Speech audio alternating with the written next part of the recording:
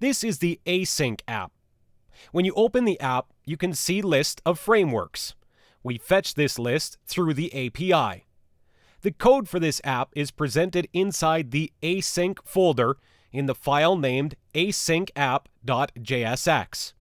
In the component didMount lifecycle method, we call the fetch data function, which makes a get API call to the data.json file.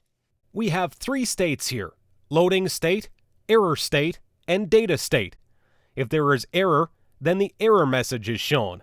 If it is in loading state, then the loader is shown. If the data is empty, then an empty message is shown.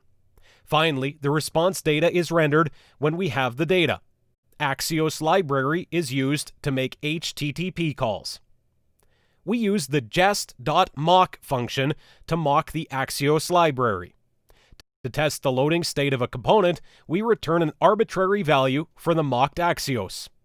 As the call is in progress, initially the loading message is shown, which is tested here.